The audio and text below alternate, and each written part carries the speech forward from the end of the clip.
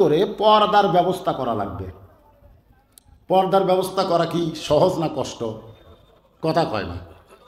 ফাতেমা বলতেছে মেয়েরা যদি আমার সঙ্গে দেখা করতে চায় আপনাকে কষ্ট করে পর্দার ব্যবস্থা করা লাগবে। আলী বলতেছেন ফাতেমা মেয়েরা মেয়ের সঙ্গে দেখা করবে, এখানে আবার পর্দার কি আছে? ফাতেমা বলতেছে স্বামী গো, আপনি বিশ্ব নন্দিত বড় আলেম হবার পারেন, কিন্তু পর্দা বিষয়ে আমার চাইতে আপনি কম জানেন। কথা হয় না। হযরত আলীকে ছোট আলেম না বড় আলেম?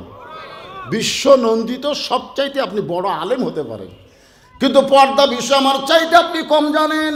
আলী বলে ফাতেমা তাহলে পর্দা বিষয়ে তুমি কি বলতে চাও? ফাতেমা বলে স্বামী গো, যে কয়টা মেয়ে দরজায় দাঁড়িয়ে আছে আমার সঙ্গে দেখা করবে, আপনি কি তাদের চেনেন?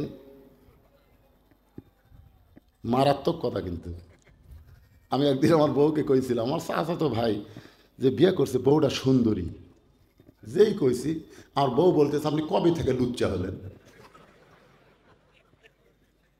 আমি বললাম লুচ্চা কি? তা আপনার চাচাতো ভাইয়ের বউ সুন্দর, আপনি দেখলেন কেমনে? আপনি না একটা আলেম। আমি সেই দিন কান ধরে তওবা করছি, কোনো মেয়ে মানুষ সুন্দরী দেখলে বইয়ের কাছে আর বলা যাবি না। আমি আর দেখবো না, তো আর দেখবো তাই, যদিও দেখি ওই বইয়ের কাছে বলা যাবে না। ফাতেমা কিন্তু মারাত্মক প্রশ্ন করেছে, যে কয়টা মেয়ে দরজায় দাঁড়িয়ে আছে আপনি কি তাদের চেনেন? আলী বলে ফাতেমা এই দুনিয়াতে একজন মাত্র নারীকে আমি চিনি, যে হলো হাসান হোসাইনের মা। কুল্লিল মুমিনিনা ইয়াকুদ্দু মিন আবসারিহিম, যারা প্রকৃত মুমিন হবে তারা পর নারীর দিকে কোনোদিন তাকাবে না, তাদের নজর থাকবে সবসময় নিচের দিকে। আপনাকে নজর কোন দিকে? রাস্তা যখন চলেন তখন নজর কোন দিকে যায়? ও আমিলুস সালিহাত, সবচাইতে বড় নেক আমল হলো এটা কার বউ, কার বেটি, এটা কার বাড়ি, এইগুলো না দেখে রাস্তার দিকে তাকায় তাকায় চলতে হবে। মুমিনদের একটা বৈশিষ্ট্য। জোরে কোন ঠিক? আমি কিন্তু আমিলুস সালিহার উপর আলোচনা করতেছি। এরপরে সূরা আসরের দুইটা পয়েন্ট আছে, ওয়াতাওয়াসাউ বিল হক, ওয়াতাওয়াসাউ বিস সবর। এই হকের কথা যখন বলবো না, ওয়াতাওয়াসাউ বিল হক, তখন কিন্তু ফাটাফাটি একটা ওয়াজ হবে। এবার কোনো অ্যাঙ্গেলে মার হবে না, ডাইরেক্ট মার। জোরে কোন কথা ঠিক কিনা? আমি আপনাদের দুটা নাম বলি, একটা হলো আজিজুল হক। আপনার নাম শুনছেন? বুখারী শরীফের যিনি বাংলা অনুবাদ করছে তার নাম কি? আজিজুল হক, শাইখুল হাদিস আজিজুল হক। ওনার একটা বেটা আছে, তার নাম হলো মামুনুল হক। এই ফ্যাসিস্ট হাসিনার আমলে এই বাপ বেটা দুইজনকে জেলখানার মধ্যে ঢুকানো হয়েছে। জোরে কোনো কথা ঠিক কিনা? আজিজুল হককে জেলখানায় আগে দিয়েছিল, অজুর পানি পর্যন্ত দেয়নি। আবার মামুনুল হককে মিথ্যা বানোয়াট মামলা দিয়ে 3 বছরের মতো তাকে জেলখানায় আটকায় রাখলো। ওয়াতাওয়াসাউ বিল হকের উপর যখন কথা আসবে 3 নম্বর পয়েন্টে, তখন এই হক জিনিসটা আজকে আমি আপনাদের সামনে ক্লিয়ার করে শোনাবো। রাজি আছেন তো সবাই? 4 নম্বর বিষয় হলো ওয়াতাওয়াসাউ বিস সবর। এখন 3 নম্বর বিষয় আলোচনা হচ্ছে আমিলুস সালিহাত, নেক আমল। পুরুষের 1 নম্বর নেক আমলের নাম হলো নামাজ, আর নারীদের 1 নম্বর নেক আমলের নাম কি? সবাই একটু বলেন না ভাই, নাম কি? পর্দা। কে রে? এক মুরব্বী উঠলো, আর পাশাপাশি আর একজন যুবক উঠতেছে, আর এরা পাগলার লাগাল দাঁড়িয়ে আছে। না না না, ফাঁকা তো আছে আগে থেকে, দাঁড়িয়ে থাকা বোঝেন চান্সে আছে, যে কোনো সময় চলে যেতে, কিন্তু মাঝখানে বসে থাকা ওটা তো খুব কঠিন। আমি বহু মুসল্লিকে মসজিদে দেখছি ইচ্ছা করে বারান্দার নামাজ পড়ে। আমি বললাম কে রে ভাই, আজান দেওয়ার পরে আসছেন মসজিদের ভিতরে, সামনে কাতার যান? না হুজুর, ঠেলা পাসি। একদিন মাগরিব নামাজ সামনে কাতার পড়ে বার হওয়ার নিয়ত করে দেখি পিছন দিকে নিয়ত হয়ে গেছে। হায় হায় রে, আমি নামাজ 2 রাকাত সুন্নত পড়ে দেখি এরকে 1 রাকাতে হয় না। সেদিন তার তওবা করছি, আগে আসলো বারান্দা। এই যারা দাঁড়িয়ে আছে এরা হলো বারান্দা মার্কা। জোরে কোন কি মার্কা? এরা মসজিদের মধ্যে বসবার চাবি না তো। আর যারা বসে আছেন আপনাদেরকে বলি, একটু ধৈর্য ধরেন। ওয়াতাওয়াসাউ বিস সবর, ইন্নাল্লাহা মা'আস সাবিরিন। ধৈর্যশীলদের সঙ্গে কে আছে? 15.5 বছর ধৈর্য ধরেছেন, তাহাজ্জুদের নামাজ পড়ে আল্লাহর কাছে বিচার দিয়েছেন, আমার এলাকার একজন হুজুরকে আমি দেখি সবসময় বলে, আল্লাহ তোমার কাছে হাসিনার বিচার দিলাম, তোমার কাছে হাসিনার বিচার দিলাম। আমি বললাম, হুজুর হাসিনার বিচার আল্লাহর কাছে না দিয়া জজ কোর্টে যান, হাইকোর্টে যান, সুপ্রিম কোর্টে যান। হুজুর বলে, বর্তমান হাসিনা জজ কোর্ট, হাইকোর্ট, সুপ্রিম কোর্ট সব কোর্ট দখল করেছে, কিন্তু একটা কোর্ট এখনো দখল হয়নি, সেইটা হলো আমার আল্লাহর কোর্ট। আপনারা বলেন তো, ভাত পাক করে থুয়ে সেনাপতি, প্রধান সেনাপতিকে বলতেছে, আমাকে 45 মিনিট টাইম দাও, 45, 1 ঘন্টা টাইম দাও, আমাকে 1 ঘন্টা টাইম দাও, 2 ঘন্টা টাইম দাও। বলতেছে না, যে হারে পঙ্গপালের মতন আসতেছে। দুপুর পর্যন্ত আমরা মনে করছি ঢাকা ফাঁকা, কেউ না। জোহরের নামাজ পর্যন্ত বোঝা গেল ওই শহীদ মিনারে 50-60 জন চেঁচা করতেছে। আমি চিন্তা করলাম, কি করি, মোবাইল নেটওয়ার্ক ঠিক মতো পায় না, টাওয়ার ঠিক মতো পায় না। এই শালা পলক কখনো দেয়, কখনো দেয়।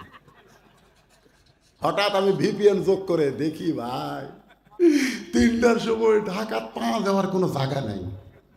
তখন আমার মনে হলো, তায়রান আবাবিল তারমিহিম বিহিজারাতিন মিন সিজিল ফাজআলাহুম কাআসফিন মাকুল ইজা জা নাসরুল্লাহি ওয়াল ফাত। বিজয় কোনো মানুষের শক্তি নয়, বিজয় হলো আল্লাহর সাহায্য। জোরে কোন কথা ঠিক? দেখেন, স্বরাষ্ট্রমন্ত্রীর কাছে আইজি বলতেছে, স্যার কি বলবো, আপনি তো খালি বলেন গুলি কর গুলি কর গুলি কর, কিন্তু লাভ তো হচ্ছে না। পুলিশ গুলি করে, যাক গুলি লাগে ওই সরে যায়, আর একজন ওই জায়গাতে দাঁড়ায়। এরা মরাকে আর ভয় করে না।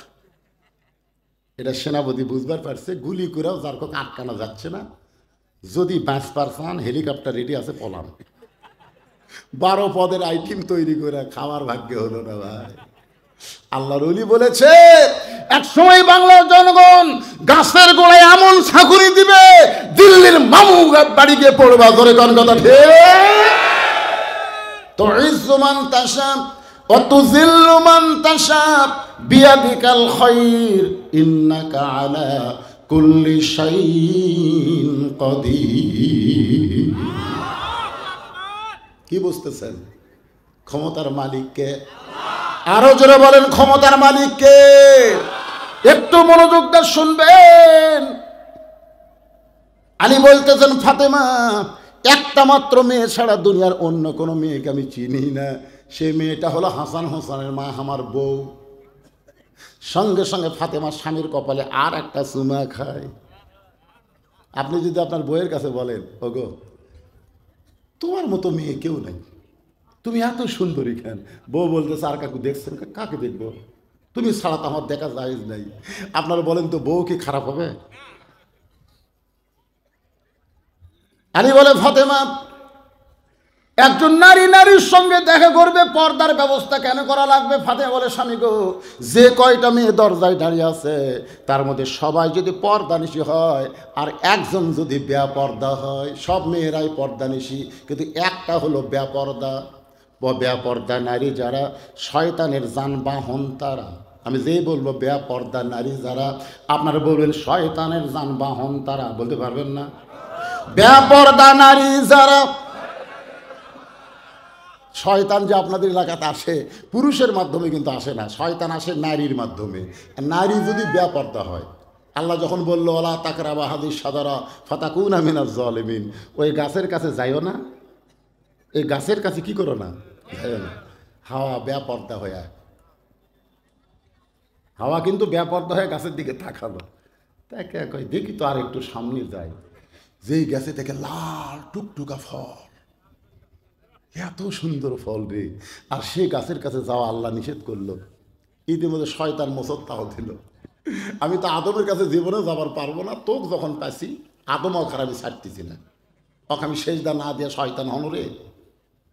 বেপর্দা নারী যারা শয়তানকে দাওয়াত করে তারা, বেপর্দা নারী যারা শয়তানের যানবাহন তারা।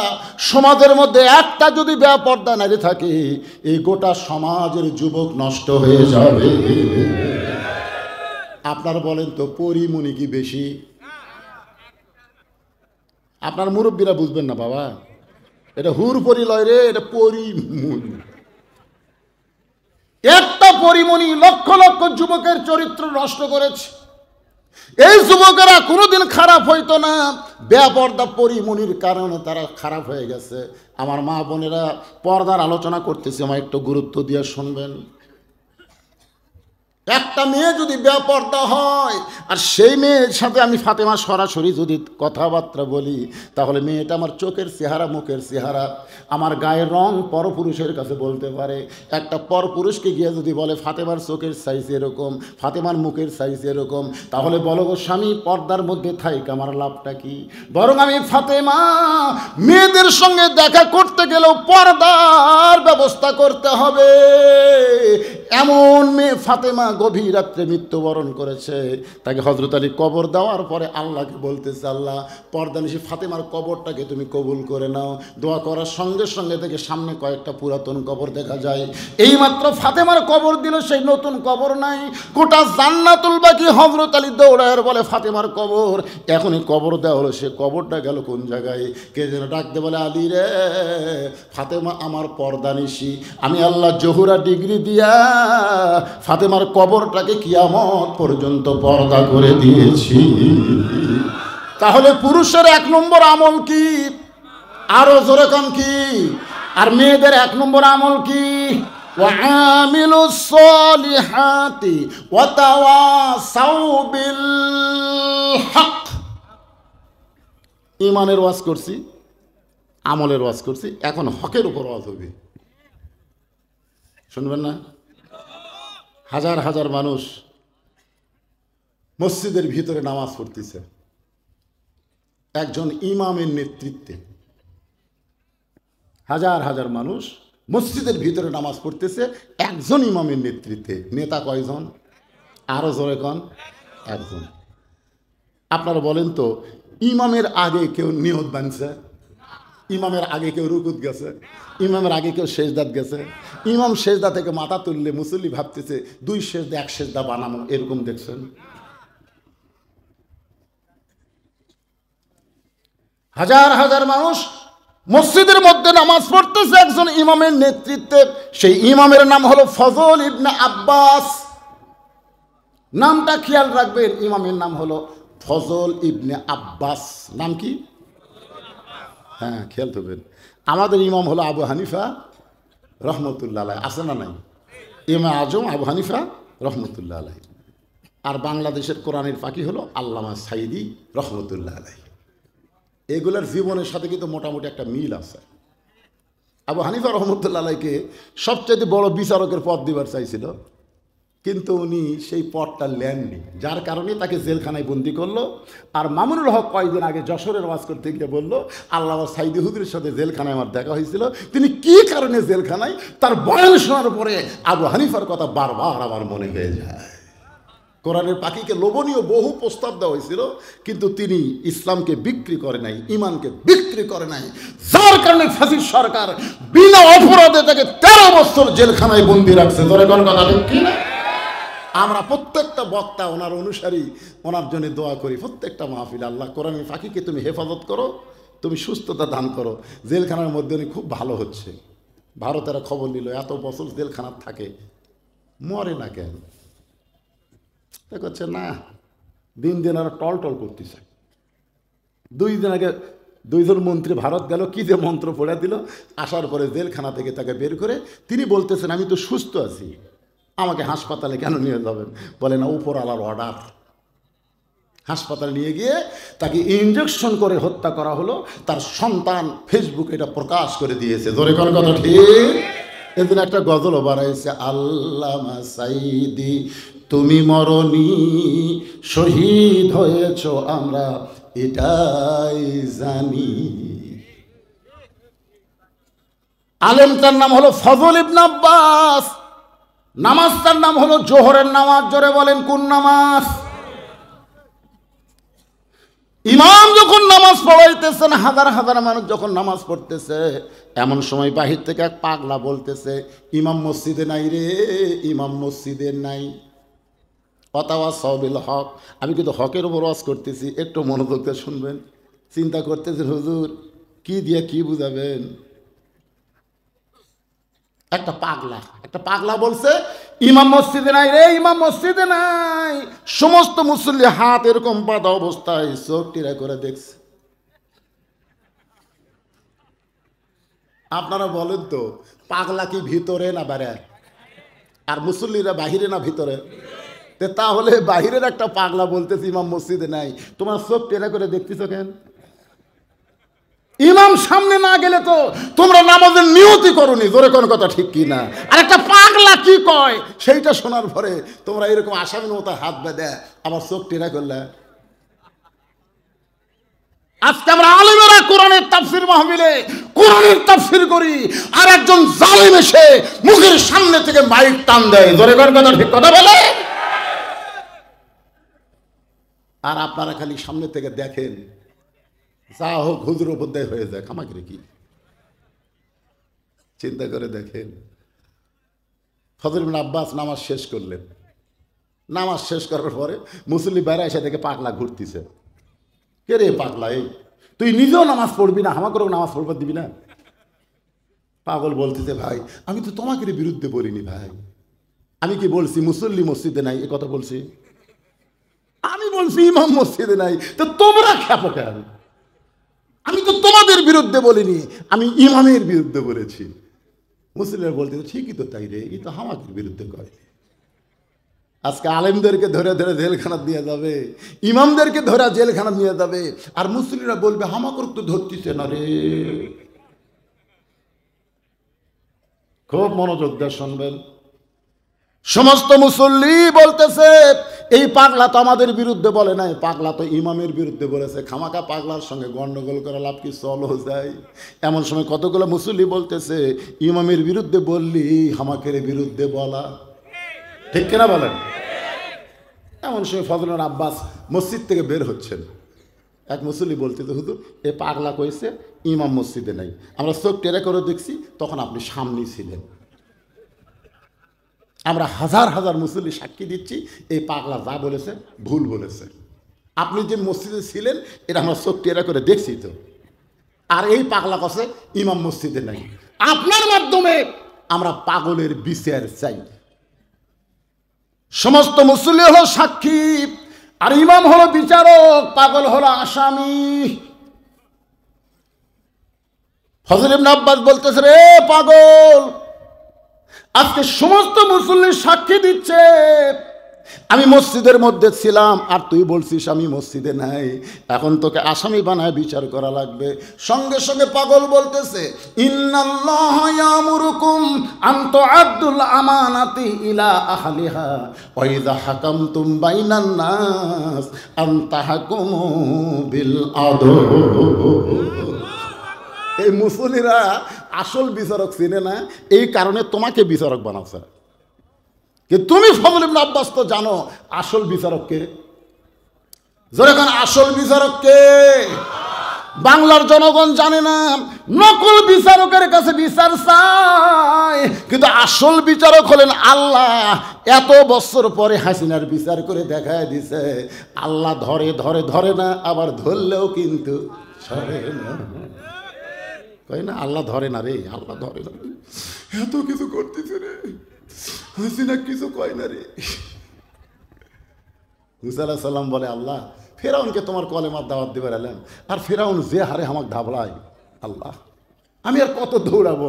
আল্লাহকে জাগা মতো যা পাগলা, জাগা মতো যা, ধরা হবি যা। দৌড়াইতে দৌড়াইতে সামনে হলো সাগর। ফেরাউনকে আর দৌড়াবো না, তিন দিকে আমরা লাঠি সোটা নিয়ে দাঁড়ায় আছি, এখন পলাবি কোন দিক দিয়ে? মুসা কয় আল্লাহ আর তো আমার যাওয়ার জায়গা নাই, এখন তো আর দৌড়ানোরও জায়গা নাই। আল্লাহ বলতেছে বাড়ি মার, 12 বার লাঠির বাড়ি মারছে, 12 লাইন রাস্তা হয়ে গেছে। ফেরাউন কয় ধর, আল্লাহ কয় ফেরাউন এতক্ষণ ভালোই দৌড়ালি, এখন রাস্তা পেয়ে তুইও যাবো, যা। যেই গেছে ভাই পানি আগের মতো হয়ে গেছে, দৌড়াবো না। হাসিনার অবস্থাও তাই, খালি আলেমদেরকে ধাবলায়, ধরে কোন কথা কন না কেন? একটু মনোযোগ দিয়ে শুনবেন। পাগল বলতেছে ওরা বিচারক চিনে না বলে তোমার কাছে বিচার চাইছে, কিন্তু তুমি একজন আলেম, তুমি তো জানো আসল বিচারককে। বিচার করতে হবে আল্লাহর আইন দিয়ে। মানুষের তৈরি আইন দিয়ে বিচার করলে চলবে না। সঙ্গে সঙ্গে ফজল ইবনে আব্বাস আল্লাহর দিকে খেয়াল করে বলতেছে, রে মুসল্লিরা, পাগল যা বলেছে ঠিক বলেছে, পাগল যা বলেছে ঠিক বলেছে। সমস্ত মুসল্লি বলতেছে পাগল কেমনে ঠিক? চোখ টেরা করে দেখলাম আপনি আমাদের সামনে ছিলেন, আর পাগল বলতেছে ইমাম মসজিদে নাই। পাগল কেমনে ঠিক, এই বিচার আমরা আপনার কাছে আবার চাই। সঙ্গে সঙ্গে পাগল কান্দার বলে, আসল কথা বলে হুজুর ধরা পড়েছে। ফজল আব্বাস কিন্তু আসল কথা কইছে, জোরে কোন কি কথা? আর পাগল বলতেছে আসল কথা বলে হুজুর ধরা পড়েছে। দেশাইল কলিকাল, ভেড়া সাথে বাঘের কাল, আসল কথা বললে তোমায় মারবে রে, হক কথা বললে তোমায় ধরবে রে। সে ধরাধরির দিন আর আছে? আছে। আমি সেদিন পীরগঞ্জে ওয়াজ করতেছিলাম দিনের বেলায়। বিএনপির এক নেতা এবার এমপি ইলেকশন করবে, ধানের শীষলিয়া। ও আমারে কইল, হুজুর যত হুজুর আসে আমরা টেকা দিয়ে আসি, কিন্তু হুজুরা খালি জামাতের ক্যানভাস করে। টেকা দিয়ে আমরা আর জামাতের ক্যানভাস করা যায় হুজুর। আমরা তো সামনে আর কোনো মাহফিল করবার দিব না। দেখছেন, বিএনপির একজন নেতা বলতেছে আমরা আগামীতে তো এভাবে মাহফিল করতে দিব না। সমস্ত দলের লোক মিলে মাহফিল করে, এরা জামাতের ক্যানভাস করে। আমি বললাম জামাত ইসলামের কি নাম লিখে? তা লেয়নি, জেলা কথা কয় সবই তো জামাতের পক্ষেই পুরা হয়। আপনারা বলেন তো জামাত ইসলামের পক্ষে পড়বে না বিএনপির পক্ষে পড়বে? আমরা আল্লাহর কোরআন থেকে হক কথা বলবো, জোরে কোন কথা ঠিক কিনা? কথা সাওবিল হক, মনোযোগ দিয়ে শুনবেন। সমস্ত মুসল্লি বলে হুজুর পাগল কেমনে ঠিক? সঙ্গে সঙ্গে ফজল আব্বাস বলতেছে পাগল যখন বলেছে ইমাম মসজিদে নাই, জোহরের নামাজ হলো 4 রাকাত, জোরে কোন কয় রাকাত? এই কথাটা মনোযোগ দিয়ে শুনবেন।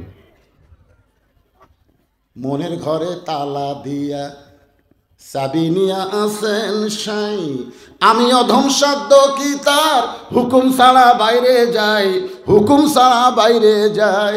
গানটা বুঝতে পারলেন? না পারলেন কথাটা মনোযোগ দিয়ে শুনবেন। জোহরের ফরজ নামাজ কয় রাকাত? আরো জোরে।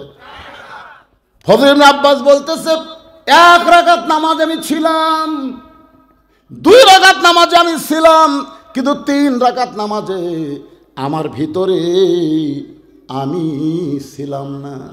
ওই পাগল যখন বলেছে ইমাম নাই রে, ইমাম মসজিদে নাই, আমি আবার নামাজে ফিরে এসে আমি 3 রাকাত এবং 4 রাকাত নামাজ পড়া।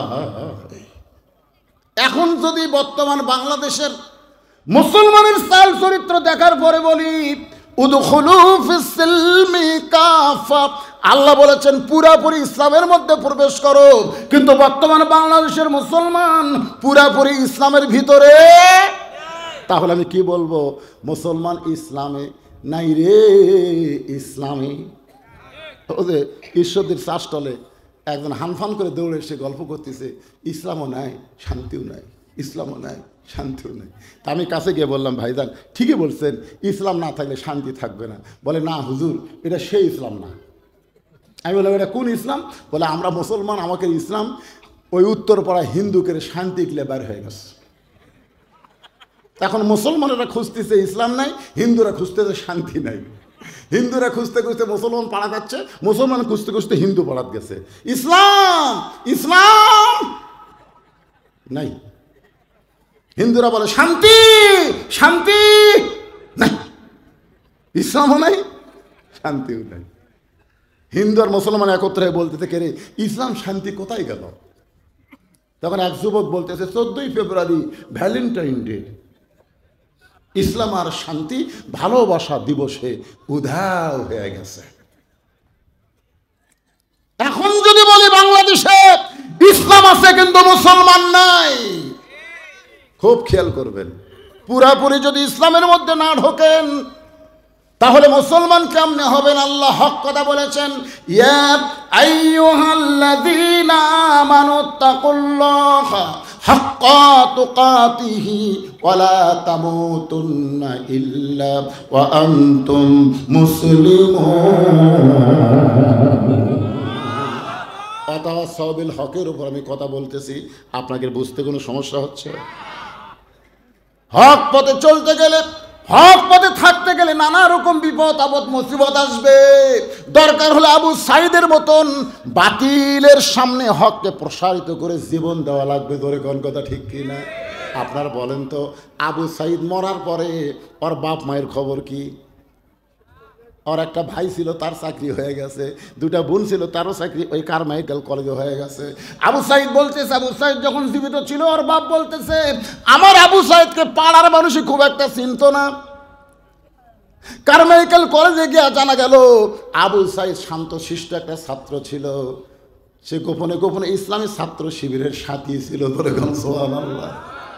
কিন্তু জীবন দেওয়ার পরে শুধু গোটা বাংলাদেশ নয়, ডক্টর ইউনূস ওই জাতির সঙ্গে গিয়া ভাষণ দেওয়ার সময় দুই হাত প্রসারিত করে আবু সাইদের জীবন দেওয়া দেখাইছে। ধরে কোন কথা ঠিক কিনা? জোরে বলেন, ঠিক কথা বলেন। ঘড়ি আমার কাছে আছে, সময় মতো অবশ্য আমি কথা সংক্ষিপ্ত করে ফেলবো ভাইজান। ওটা বসা করলে সূরা আসরের তাফসীর শোনা থেকে আপনারা বঞ্চিত হয়ে যাবেন।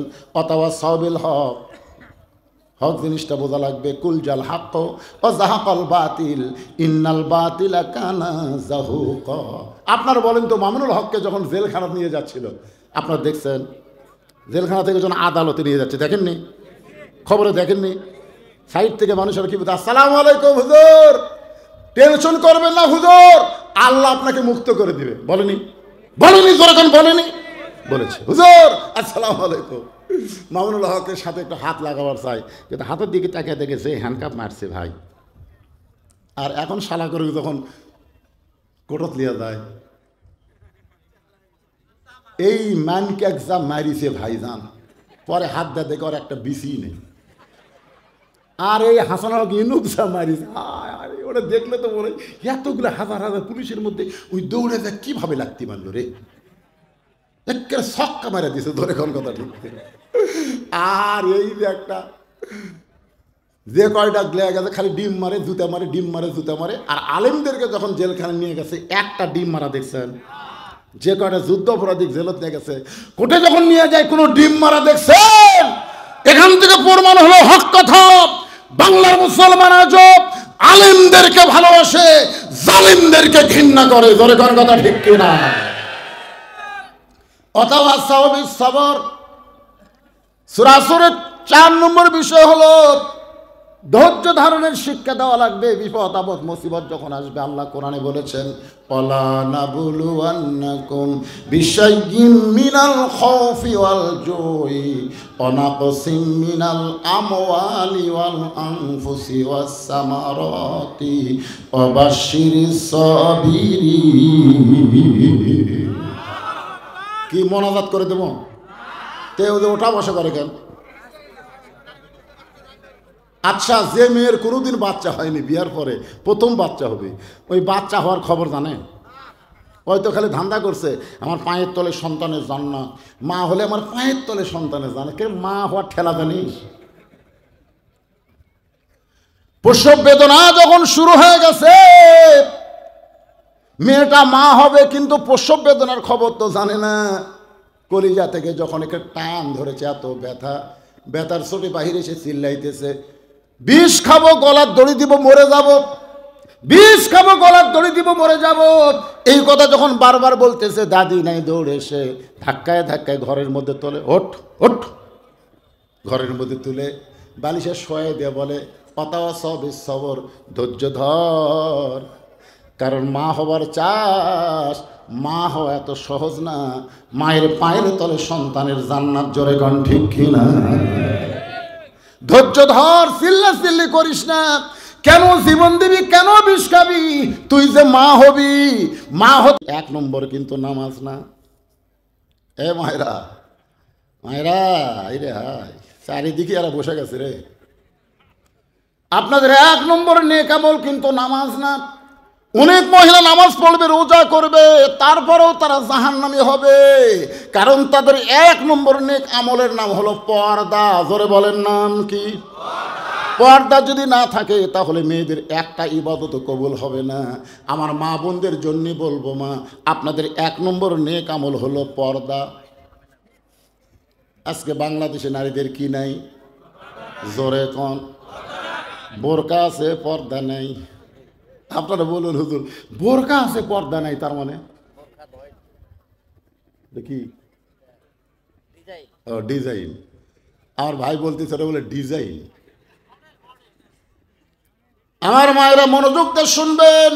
ওয়াকরনা ফি বুয়ুতিকুন্না ওয়ালা তাবাররুজনা তাবাররুজাল জাহিলিয়াতিল উলা। রে মেয়েরা, তোমরা ঘরের ভিতর থাকো, তোমরা ঘরের বাহির হতে পারবে না। কোনো প্রয়োজনে যদি ঘরের বাহির হবার চাও, তাহলে হেজাব নিয়ে, পর্দা নিয়ে তোমাদের বের হতে হবে। ওই জাহেলি যুগের মেয়েদের মতন সাজগোজ করে বের হওয়ার কোনো পারমিশন মুমিনা নারীর নাই। আজকে মেয়েরা যদি পর্দার ভিতরে থাকে, পর্দা নিশি হয়ে যায়, আমাদের ছেলেগুলো আপনা আপনি ভালো হয়ে যাবে।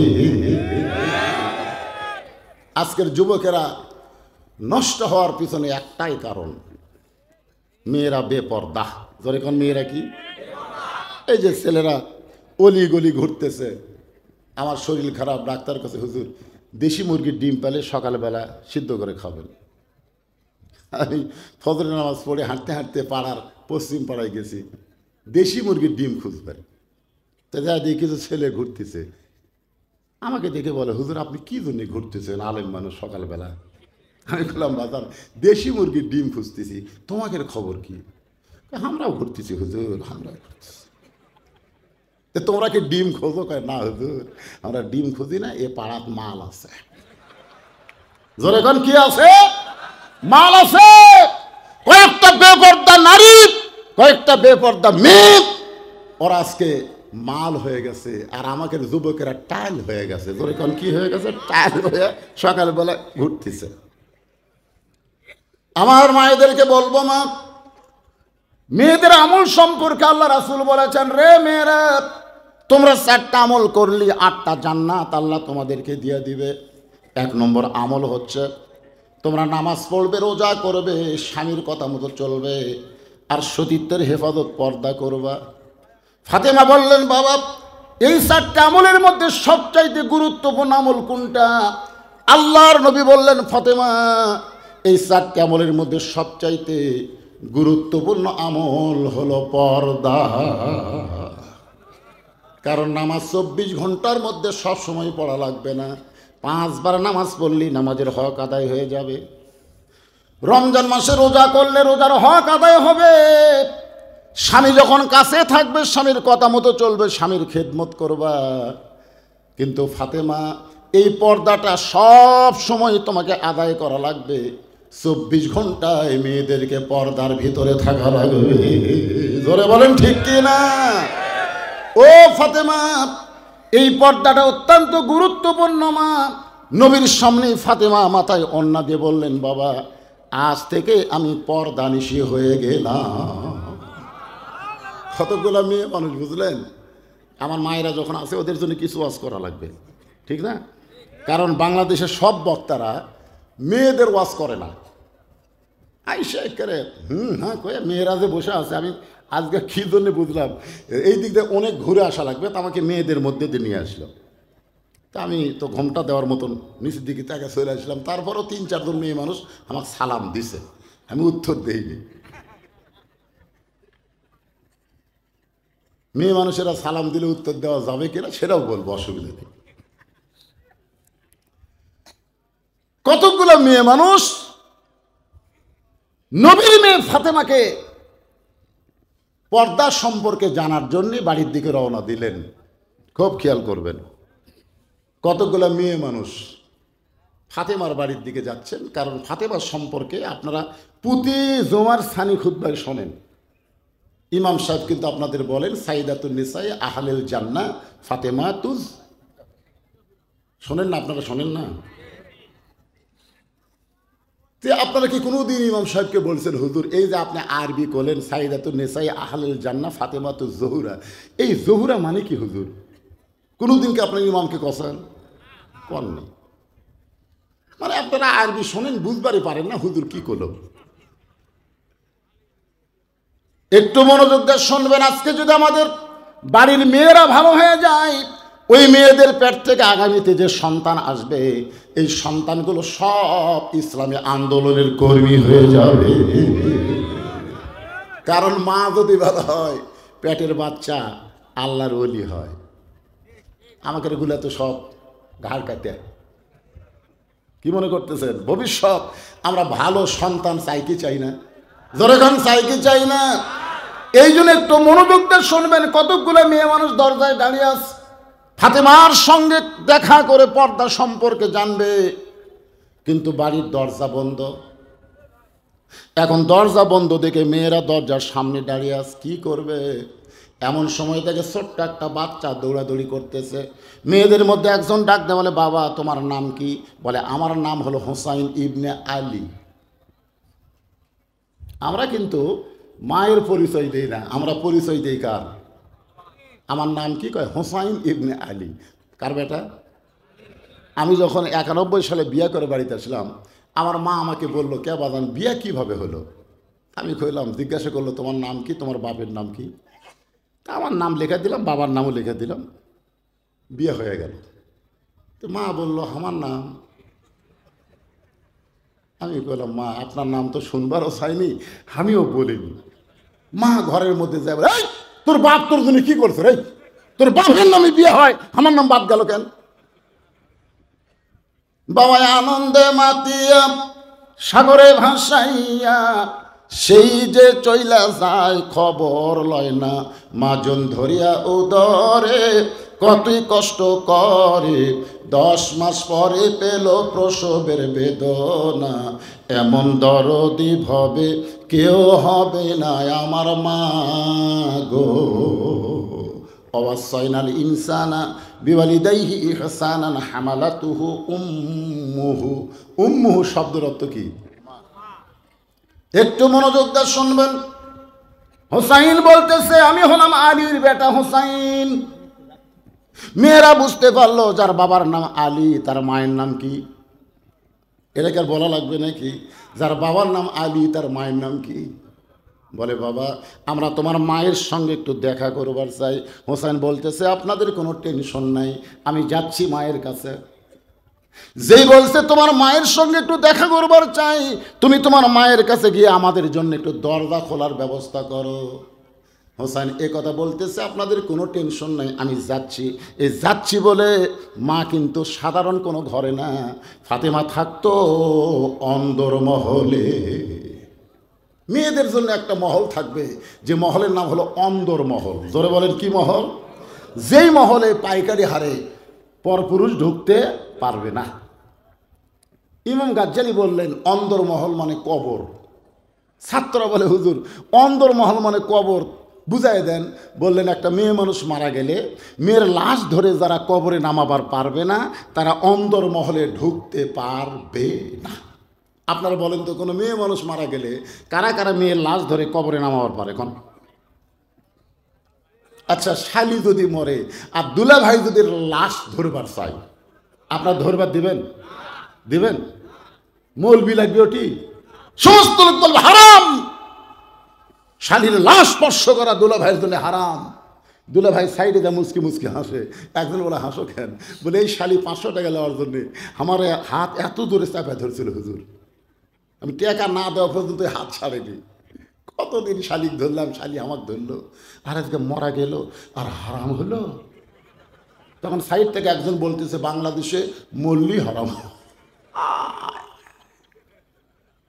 মরে গেলে হারাম আর বাঁচতে হালাল। কথা কর না কেন? মরলে হারাম, বাঁচতে হালাল।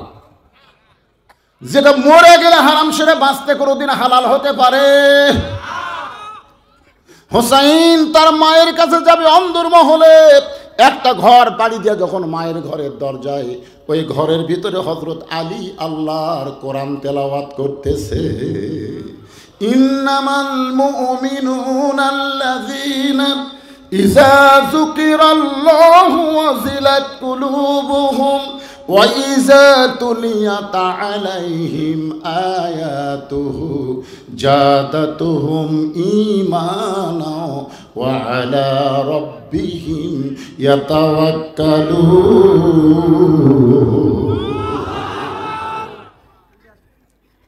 হযরত আলী কি করতেছে?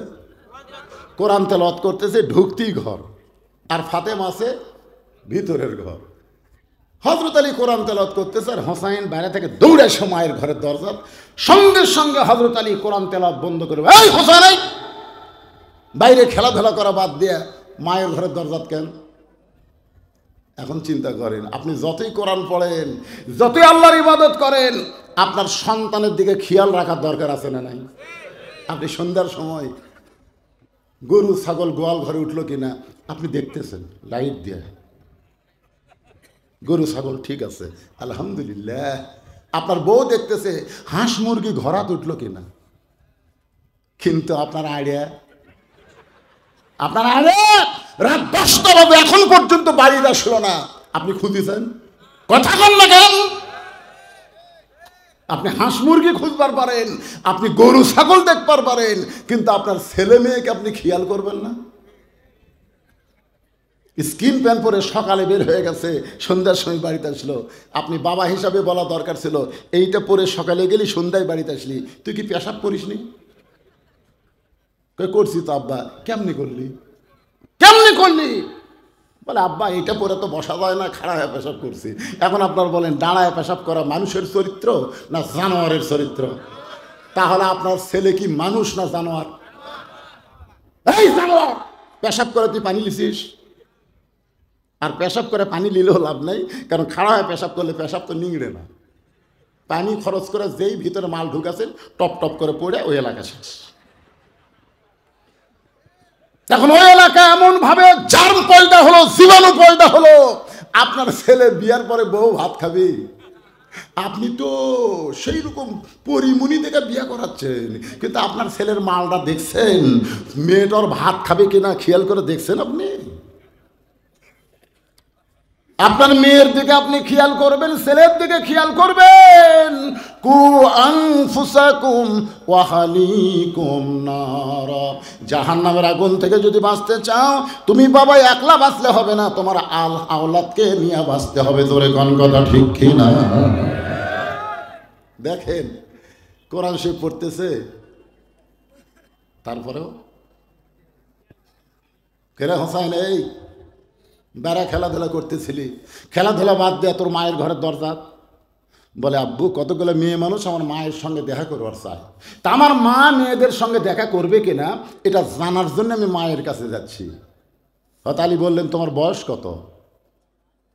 হোসেন বলতেছে আমার বয়স তো আপনি ভালো জানেন, জানি বলেই তো তোর থামাছি, জানি বলেই তোরে থামাইছি পাগল। এই বয়সে যখন তখন তুমি তোমার মায়ের ঘরে ঢুকতে পারবা না, তোমার মায়ের ঘরে ঢুকতে গেলে তোমার মায়ের অনুমতি নিয়ে তোমার ঢোকা লাগবে। তার মানে কি বোঝা গেল ইসলাম? যে তুমি যখন ছেলে বড় হবে যখন তখন মায়ের ঘরে ঢুকতে পারবা না, তুমি যখন মেয়ে বড় হবে যখন তখন বাবা হইয়াও মেয়ের ঘরে ঢুকতে পারবা না। আমাকে আল্লাহ 3টা মেয়ে দিছে, আমি 9 বছর প্রত্যেক মেয়েকে 3 বছর করে আমার বুকের উপর আমি ঘুম পাড়াইছি, মেয়েরা যেন বলতে না পারে ছেলে হয়নি দেখে বাবার মন খারাপ। আমি কোনো দোলনা কিনে নিই, আর বউ বহুদিন করেছিল দোলনা কিনে নিন। আপনার কষ্ট কিসের কষ্ট? তুমি একটু বড় হলে বলো তোমার বাবা এই আদর করে করে তোমাকে বড় করছে, এই কথাটা বলো, তাহলে মেয়েদের মনে কষ্ট থাকবে না। এখন সেই মেয়েরা যখন টাকা চায় মায়ের কাছে চায়, মা টাকা লাগবে। আমি ঘরের মধ্যে থেকে শুনি কে রে টাকা লাগবে, মায়ের কাছে চাই। ওর মায়ে কি ওর বাপের বাড়ির থেকে এনে দিবি? ওর মা তো আবার আমার কাছে চাবি। ধরে কোন কথা ঠিক কিনা? আমি একদিন রাগ করে মায়ের কাছে চাইস কেন, আমার কাছে আসতে পারিস না? 3 মেয়ে বলতে আব্বু আপনার কাছে চাইতে আমাদের শরম লাগে। তার মানে বোঝা গেছে ওরা বড় হচ্ছে। ধরে কোন কি হচ্ছে? মেয়েরা যখন বড় হয় বাবা ইচ্ছা মতো মেয়েদের কাছে যাইতে পারবে না, যাইতে গেলে বাবার হুকুম নেওয়া লাগবে। আবার ছেলে যখন বড় হয় মায়ের কাছে ইচ্ছা মতো যাইতে পারবে না, যাইতে গেলে মায়ের হুকুম লাগবে। হোসাইন তোমার বয়স হলো এখন 4 বছর। আল্লাহ নবী বলেছেন 2 বছর বয়স পর্যন্ত সন্তান যদি তোমার ঘরের মধ্যে থাকে, চেতন থাকলেও তুমি স্বামী স্ত্রী মহব্বত করতে পারবা, কারণ সন্তান দেখতে পারবে কিন্তু বুঝবার পারবে না। 2 বছর যখনই পার হয়ে যাবে 25 মাস পড়বে, আর সন্তানের সামনে তোমার হালাল বউকেও তুমি আদর করতে পারবে না। 25 মাস ছেলের বয়স, মন চাচ্ছে আগে দেখা লাগবি চেতন আছে না ঘুম আছে। এখনকার ছেলে মেয়েরা আবার চেতন থেকেও ঘুমের ভান করে বলে ঘন্টে কেনা, এই জন্যই এক কথা আর দাদির কাছে দিয়ে আসবেন, না হয় 10টা চকলেট কেনা দেবেন যে ওই ঘরে যা খা। মন চাইলেই পারবেন না। নিজের 2 বছরের বেশি সন্তানের সামনে হালাল বউকে যদি আমি আদর করতে না পারি, রাস্তাঘাট পথে রমনা পার্কে, এমনকি ওই যে আপনাদের জলিল পার্কে যে হারে খোলা ময়দানে কাম সারতেছে, আপনারা বলেন তো আল্লাহর কোরআনের আইন যখন চালু হবে এইগুলো চলতে পারবে? পর্দার আইন আল্লাহ চালু করে দিবেন, আল্লাহর কোরআনের পর্দার আইন তখন বাংলাদেশে চালু হবে। আলী বলতেছেন, হোসাইন এখন তোমার বয়স হলো 4 বছর, যখন তখন তোমার মায়ের ঘরে ঢুকতে পারবে না, তোমার মায়ের ঘরে ঢুকতে তোমার অনুমতি লাগবে, বরং আমার কাছে চলে আসো। বাবা যেই ডাকছে হোসাইনকে, হোসাইন হজরত আলীর কাছে যেই মাত্র আইছে, হজরত আলীর সঙ্গে সঙ্গে আল্লাহর কোরআন হোসাইনের দিকে দেখে বললেন, বাজান কোরআনটা ধরো। হজরত আলী বলতেছেন কোরআনটা ধরো, হোসাইন বলতেছে দেন। যেই বলছে দেন, হজরত আলী চোখ দিয়ে পানি পড়তেছে। প্রথম সেজদা 3 বার সুবহান রাব্বিল আলা, পরের সেজদায় 100 বার সুবহান রাব্বিল আলা হয়, কিন্তু নবী মাথা তোলে না।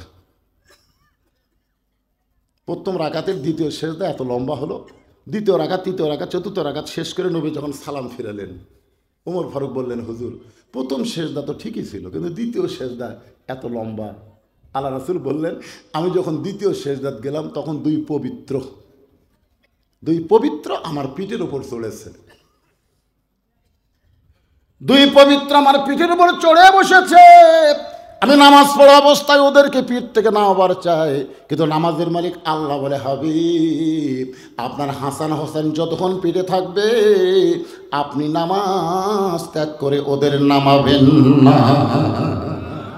জোরে কোন সুবহানাল্লাহ। এখন চিন্তা করেন, যেই মাত্র হযরত আলী বলেছেন ধরো, সঙ্গে সঙ্গে হোসেন বলতেছে দেন। হযরত আলী হোসেনের হাতে আল্লাহর কোরআন দিয়া এবার বিবির ঘরে দরজায়। আপনারা বলেন তো, ছোট বাচ্চার হাতে যদি আপনি কোরআন দিবার পারেন, ওই বাচ্চার দ্বারা কোনো অন্যায় অপকর্ম হতে পারে? আজকে ছোট বাচ্চার হাতে আপনি কি দিচ্ছেন? আগডুম বাগডুম ঘোড়াডুম সাজে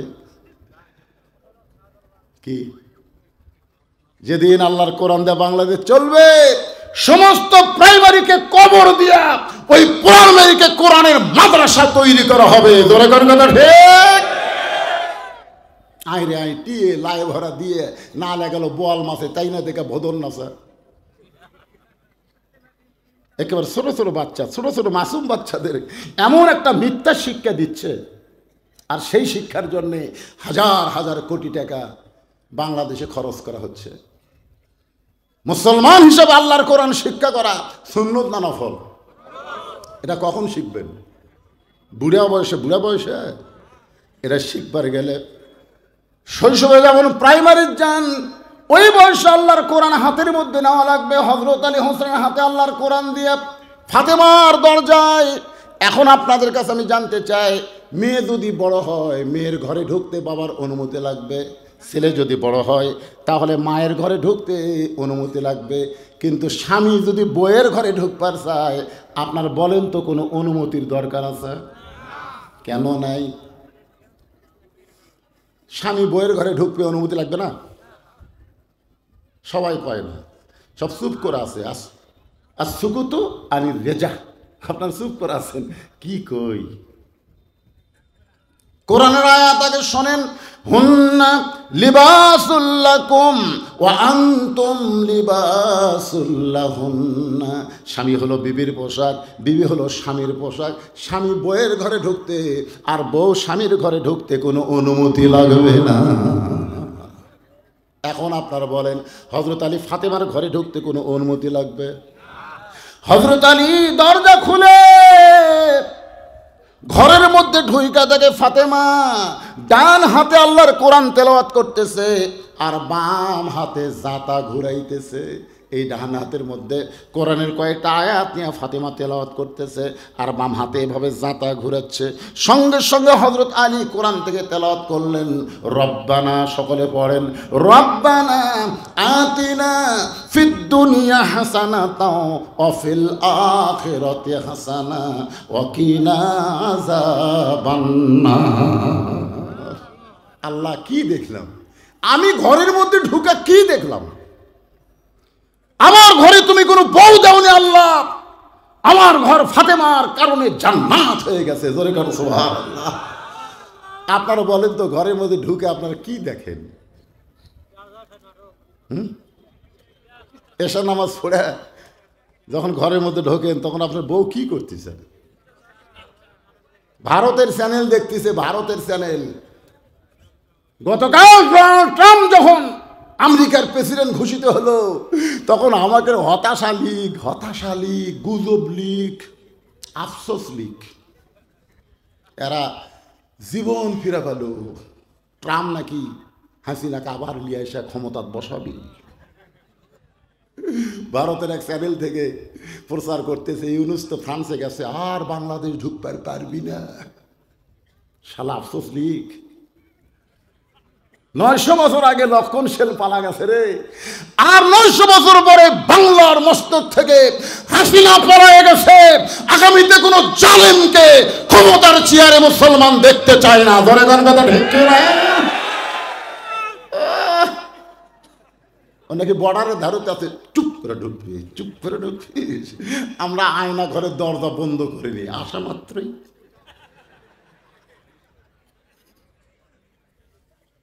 300 আসনের একটা এমপিও নেই, সব শালা পলে গেছে। আর এই শালা কাঁকড়া খাওয়া নেতারা, কাইনসারা, চামচারা, এরকে তো মশান মাঝে মধ্যে ফেসবুক গরম করে, আসিতেছে। কি আসিতেছে? একটু মনোযোগ দিয়ে শুনবেন। ঘরের মধ্যে ঢুইটা দেখে, ডান হাতে আল্লাহর কোরআন আর বাম হাতে জাঁতা ঘুরাইতেছে। এই দৃশ্য দেখার পরে হযরত আলীর চোখ দিয়ে দর দর করে পানি পড়তেছে, জবান ফসকে বের হয়ে গেছে, রব্বানা আতিনা ফিদ দুনিয়া হাসানাতাও ওয়া ফিল আখিরাতি হাসানা ওয়া কিনা আযাবান্নার। সঙ্গে সঙ্গে ফাতেমা কোরআন তেলাওয়াত বন্ধ, জাঁতা ঘুরানো বন্ধ করেছে। কোরআন তেলাওয়াত বন্ধ, জাঁতা ঘুরান বন্ধ। এক দৌড়ে স্বামীর সামনে এসে বুড়া আঙ্গুলে ভর দিয়া কপালে একটা চুমা খায়। সুবহানাল্লাহ কবেন না? ফাতেমা কোরআন তেলাওয়াত বন্ধ করছে, জাঁতা ঘুরানো বন্ধ করছে, দৌড়ে এসে বুড়া আঙ্গুলে ভর দেয়, স্বামীর কপালে একটা চুমা খায়। স্বামী বলতেছে, ফাতেমা তুমি না কোরআন তেলাওয়াত করতেছে, তুমি না জাঁতা ঘুরাচ্ছা। ফাতেমা বলতেছে, স্বামী যখন কাছে আসবে তখন বইয়ের সমস্ত কাজ কাম হারাম হবে, একটা মাত্র কাজ, স্বামীকে খুশি করা। কথা কয় না, একটাও তো খুশি না। বইয়ের ওপর কেউ খুশি আছেন আপনারা? স্বামী ঘরের মধ্যে আসলে বইয়ের 1 নম্বর কাজ কি? জোরে করে 1 নম্বর কাজ কি? আমার মা বোনদের জন্য বলতেছি, মা, যাকে আল্লাহ জান্নাতি নারীদের নেত্রী বানাইছে, তার 1 নম্বর আমল হলো দৌড়ে এসে স্বামীর কপালে চুমা দিয়ে বলতেছে, আপনি যখন ঘরের মধ্যে আইছেন আমার কোরআন তেলাওয়াত চলবে না, জাঁতা ঘুরানো চলবে না। আল্লাহর পরে কাউকে যদি সেজদা দেওয়ার হুকুম থাকতো, রাসূল বলেছেন প্রত্যেকটা বউকে বলতাম, তোমার স্বামীর পায়ে সেজদা করো। আপনি তো কোরআন শরীফ পড়তেছিলেন, সে কোরআন পড়া বাদ দিয়া এই অসময়ে ঘরের মধ্যে ঢুকলেন কেন? আলী বলতেছেন, তোমার হোসাইন ঢুকবার চাইছিল, তার হাতে আল্লাহর কোরআন শরীফ দিয়ে আমি ঘরের মধ্যে ঢুকলাম। ফাতেমা বলতেছে, ওই বাবা মা সবচাইতে বড় ভাগ্যবান যার মাসুম বাচ্চার হাতে থাকবে আল্লাহর কোরআন। সুবহানাল্লাহ জোরে কর। ওই বাবা মা সবচাইতে বড় ভাগ্যবান যার মাসুম বাচ্চার হাতে থাকবে আল্লাহর কোরআন। ওগো স্বামী, হোসেন কেন ঢুকবার চাইছিল, সে হোসেনকে কোরআন দিয়ে আপনি কেন ঢুকলেন? আলী বলতেছেন, ফাতেমা, দরজাত কতগুলো মেয়ে মানুষ দাঁড়ায় আছে, তারা একটু তোমার সঙ্গে দেখা করবার চাই, তুমি যদি অনুমতি দাও তাহলে দরজা খুলে দিব। ফাতেমা মুচকি মুচকি হাসে যে মেয়েরা আমার সঙ্গে দেখা করবে, আমি অনুমতি দিলে আপনি দরজা খুলবেন? আলী বলতেছেন কি? ফাতেমা বলতেছেন মেয়েরা যদি আমার সঙ্গে দেখা করতে চায় তাই লাগবে। বারবার বুঝানোর পরে ধৈর্য ধারণ করেছে। এদিকে ধাত্রী সন্তান টানতেছে, ও তো জীবন যায় যায় অবস্থা, দাঁতের উপর দাঁত দিয়ে ই করতেছে, আর পানির মধ্যে কাপড় চুবড়ায় কপালে দিয়ে বলে একটু ধৈর্য ধর, একটু ধৈর্য ধর, এ কষ্টটা সবর কর। এক সময় বাচ্চা প্যা প্যা বলে কান্দে, কঠিন প্রসব বেদনায় মা বেহুশ হয়ে যায়। মা যখন বেহুশ হয়ে গেছে, সন্তানকে গোসল করায়া ওই দাদি নানি যখন নাতনির বুকের উপরে সন্তান দেয়, ওই সন্তানের পরশে মা হুঁশ ফিরে বা আস্তে করে ডান হাত দিয়ে টানে এনে বাচ্চারে চুমা খায়। দাদি নানি বলে চুমা খাচ্ছিস কেন? ওরে ফাইলা দে, লাত্তি মার, এরই জন্যই তো গলার দড়ি দিবার চাইলি, বিষ খাবার চাইলি, একে ওরা আদর করতেছিস কেন? মা তখন বলে দাদি বুঝবার পারিনি, কষ্টের পরে এমন শান্তি, এত প্রশান্তি হবে বুঝবার পারিনি। ও দাদি, সন্তানকে বুকে পাওয়ার সঙ্গে সঙ্গে আমি সব কষ্টের কথা ভুলে গিয়েছি। এত নির্যাতন, এত জেল জুলুম, এত কিছুর পরে, গুম হত্যার পরে, ফাঁসির পরে, ইসলামী আন্দোলনের জীবনে সব বেদনার চাইতে বেশি কষ্ট কর্মীরা পাইছে। ধরে কোন কথা ঠিক কিনা? এত কষ্টের পরে 54 বছর ধরে আমরা দেখতেছি এই বাংলাদেশ হলো বাপের দেশ, তারপরে হলো জিয়াউর রহমান ভাইয়ের দেশ, তারপরে দেখলাম এরশাদ চাচার দেশ, তারপরে দেখলাম ভাবির দেশ, তারপরে দেখলাম আবার বাপের মেয়ে, বাপের বেটি শেখ হাসিনা, তারপরে দেখলাম শহীদ জিয়ার ম্যাডাম জিয়া, তারপরে দেখলাম 15 বছর বিনা ভোটের সরকার, দিনের ভোট রাতে হয়, ভোট ছাড়াই নেতা হয়। আপনারা বলেন তো, কোনো পুরুষ মানুষ বিয়ে করে নাই, ও যদি বাপ হবার চায় সম্ভব? কথা কোন সম্ভব? যদি বিয়ার আগে বাচ্চা চাই, বাচ্চা যেমন অবৈধ, ভোট না পাইয়া এমপি হওয়া এটাও হলো অবৈধ। এরকম বিনা ভোটের সরকার, এটা দেখতে দেখতে আমাদের 54 বছর দেখা শেষ। আগামীতে দেখতে চাই আল্লাহর কোরআনের বাংলাদেশ। কারা কারা দেখতে চান? দুই হাত তুলে আমার আল্লাহরে দেখান। লিল্লাহে তাকবীর। অনেক জীবন গিয়েছে, হাত নামান, অনেক হত্যা করা হয়েছে, সমস্ত নেতাদেরকে ফাঁসির মঞ্চে নিয়ে গেছে। ধরে কোন কথা ঠিক? কোরআনের পাখিকে বিনা অপরাধে 13 বছর জেলখানায়, হাসপাতালে তাকে হত্যা করা হয়েছে। এত প্রসব বেদনা কষ্টের পরেও আমরা যেন সন্তানের মতো আগামীতে দেখতে পাই বাংলাদেশে আর কোনো মানুষের আইন চলবে না, আল্লাহর কোরআন দা বাংলাদেশ চলবে। ভালো মানুষগুলোকে আমরা ভোট দিয়া সংসদে পাঠাবার পারবো। ধরে কণ্ঠে কোনো একদিন এ দেশের আকাশে কলেমার পতাকা দুলবে, সেদিন সবাই খোদারি বিধান পে দুঃখ বেদনা ভুলবে। বাংলার আকাশে কলেমার পতাকা দুলবে। আল্লাহ যেন এই দৃশ্য আমাদের সবাইকে দেখার তৌফিক দেয়। সকলে বলে আল্লাহুম্মা আমিন। চিত্রনায়ক উমর সানি পরিবার জন্য দোয়া চাই। এটা কোন চিত্রনায়ক রে?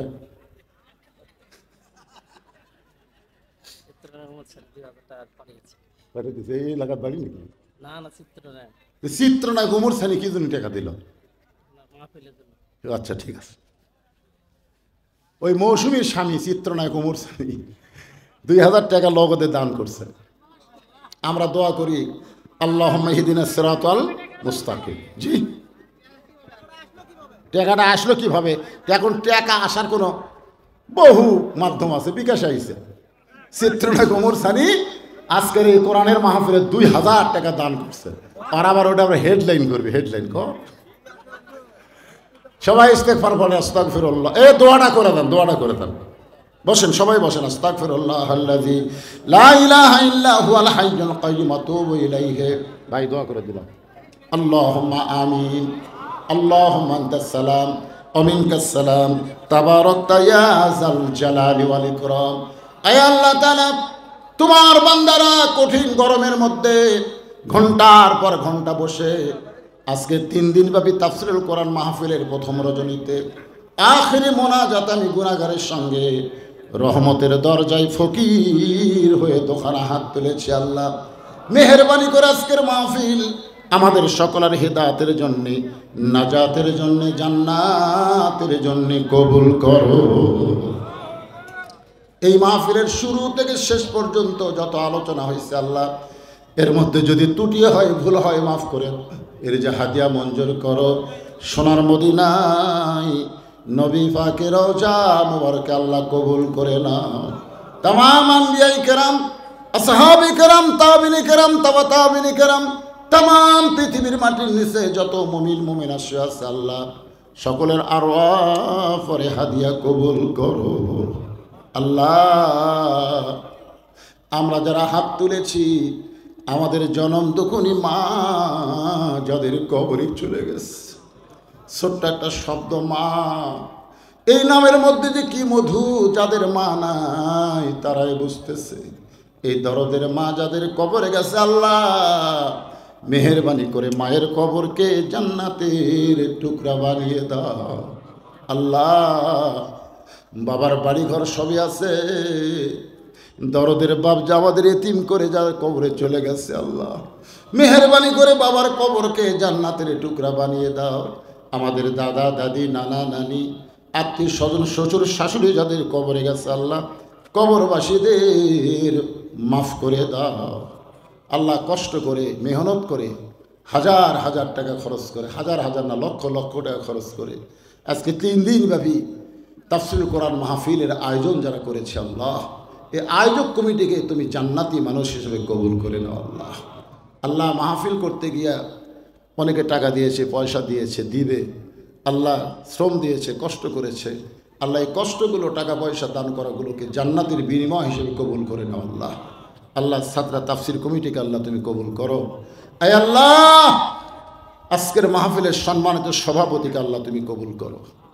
আল্লাহ আজকের মাহফিলের আয়োজক কমিটিকে তুমি কবুল করো। আল্লাহ আল্লাহ যে বাসায় আমি ছিলাম